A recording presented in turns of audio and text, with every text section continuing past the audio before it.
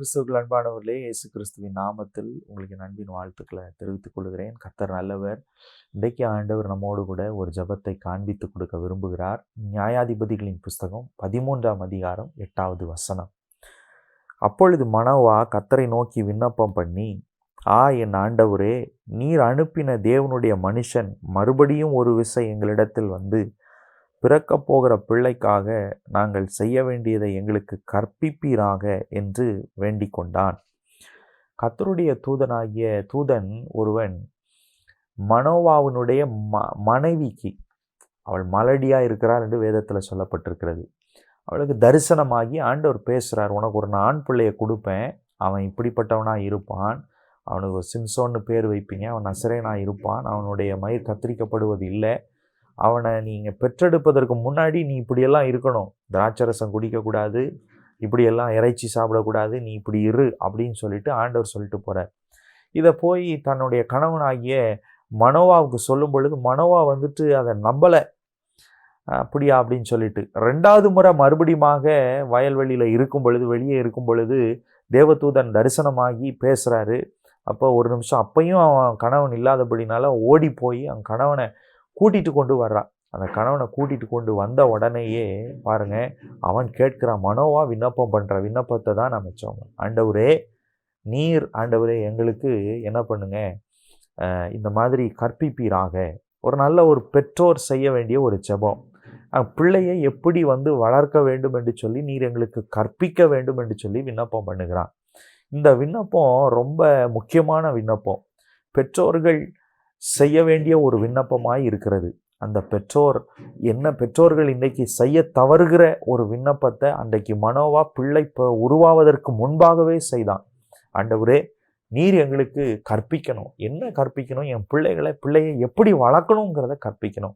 இன்றைக்கி அநேகர் தவறுகிறத நம்ம பார்க்குறோம். இன்றைக்கி பிள்ளைகள் தவறாய் வளர்க்கப்படுகிறதுனால, இல்லை அப்படின்னா பெற்றோர்கள் நல்லவர்களாக இருப்பார்கள், ஆனால் பிள்ளைகள் பார்த்திங்க அப்படின்னா ரொம்ப கேடுள்ள வழியில் போகிற பிள்ளைகளை இன்றைக்கு நம்ம பார்த்து கொண்டு இருக்கிறோம். தான் இஷ்டப்படி வாழ்கிறது. அதற்கு காரணம் என்ன அப்படின்னா, அதிகமான அன்பு இருக்கலாம், ஆனால் அதிகமான அன்பு, மிஞ்சின நீதிமானை போல மிஞ்சின அன்பு. இந்த மிஞ்சின அன்பு பிள்ளைகளுடைய வாழ்க்கையை கெடுத்து விடுகிறது.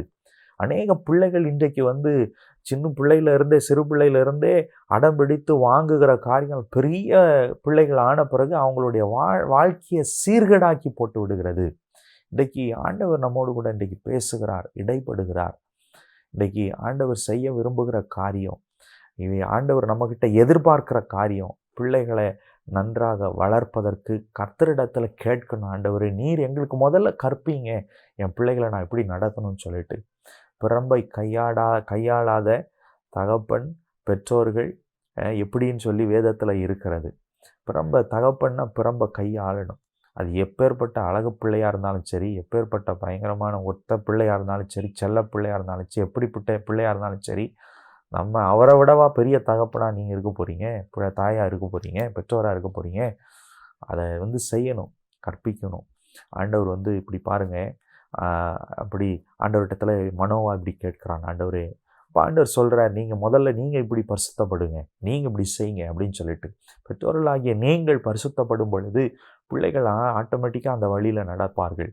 பெற்றோர்களுடைய வழிகளே மாறுபாடாக இருக்கும் பொழுது பிள்ளைகளுக்கு நம்ம பெற்றோர்கள் மேலே மதிப்பே வராது, மரியாதையே வராது. இப்போ அதுக்கு பிற்பாடு ஆண்டவர், நீர் என்னோடு கூட பேசுகிற நீர் உம்முடைய நாமம் என்னன்னு சொல்லி கேட்குறான்.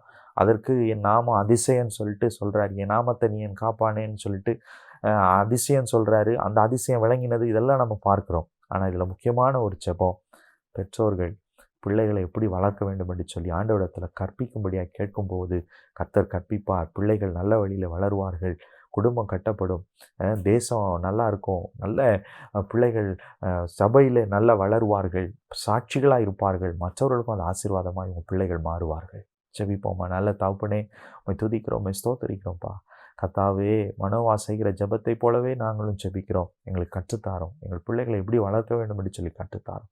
தாழ்த்தி ஒப்பு கொடுக்கிறோம். இயேசுவின் நாமத்தில் ஜெபிக்கிறோம் பரலோக நல்ல பிதாவே. ஆமேன், ஆமேன், ஆமேன். கர்த்தர் நல்லவர், உங்களை ஆசீர்வதிப்பார், உங்களை பெருக பண்ணுவார்.